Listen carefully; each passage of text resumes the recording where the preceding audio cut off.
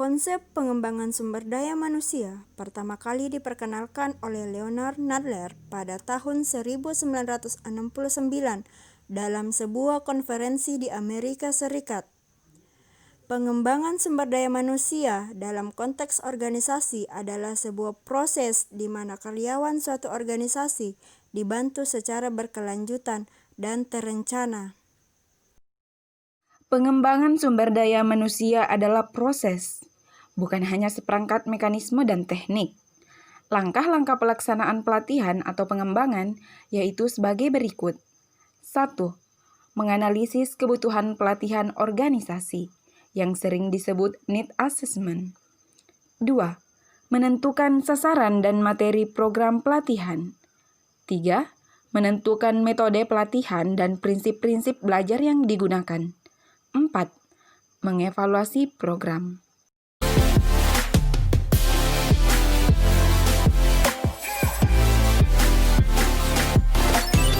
Tujuan pengembangan sumber daya manusia. Pengembangan sumber daya manusia memiliki tujuan yang penting dan strategis dalam rangka mendukung efektivitas dan kinerja organisasi.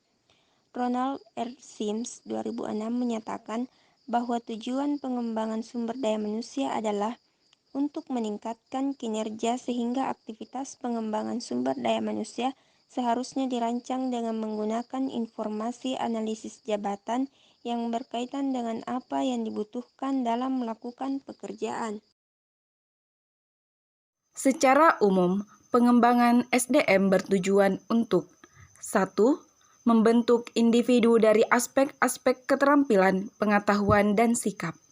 2. Pengembangan karir. Mendapat SDM sesuai klasifikasi kebutuhan organisasi dan alat organisasi yang bertujuan untuk perbaikan dan peningkatan. Keempat, penyesuaian sistem dan kebijakan organisasi sebagai penangkal risiko dan faktor eksternal.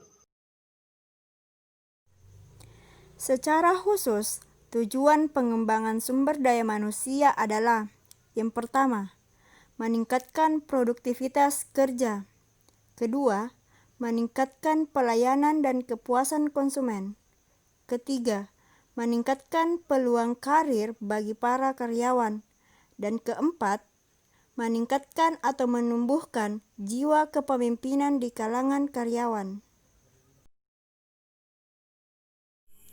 Manfaat pengembangan sumber daya manusia antara lain: 1. Peningkatan produktivitas kerja organisasi. 2. Terwujudnya hubungan yang serasi antara atasan dengan bawahan. 3. Terjadinya proses pengambilan keputusan yang lebih cepat dan tepat. 4. Meningkatkan semangat kerja seluruh tenaga kerja. 5. Memperlancar jalannya komunikasi yang efektif. 6. Penyelesaian konflik secara fungsional.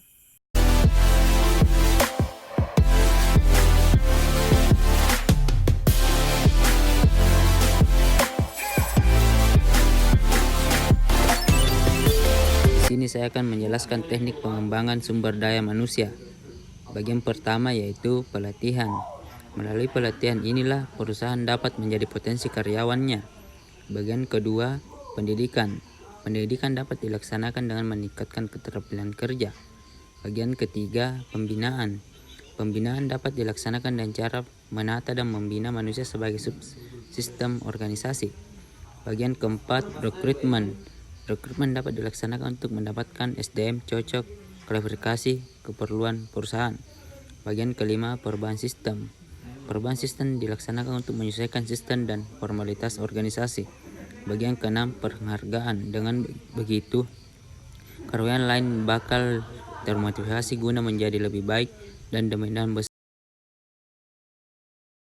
Evaluasi pengembangan sumber daya manusia. Evaluasi berkaitan dengan proses pengumpulan data untuk menentukan sejauh mana, dalam hal apa, dan bagian mana dari tujuan pengembangan sumber daya manusia sudah tercapai. Evaluasi juga dimanfaatkan untuk mengambil keputusan terhadap sebuah proses secara menyeluruh. Walaupun dalam pengembangan sumber daya manusia, evaluasi sering dikritik untuk fungsi terbatas dalam pengambilan keputusan organisasi.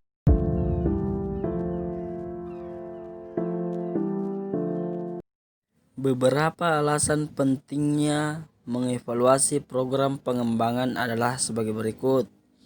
Yang pertama, mengetahui kekuatan dan kelemahan program pelatihan dan pengembangan. Yang kedua, menilai apakah isi, organisasi, dan administrasi program memberikan kontribusi dalam pembelajaran dan konten dalam pengembangan SDM digunakan dalam pekerjaan.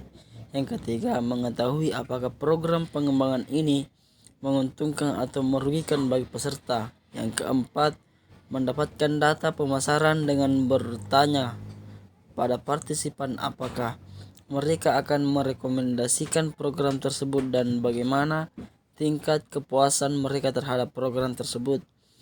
Yang kelima, menentukan keuntungan finansial dan biaya program. Yang keenam, membandingkan biaya dan keuntungan program pengembangan SDM yang berbeda.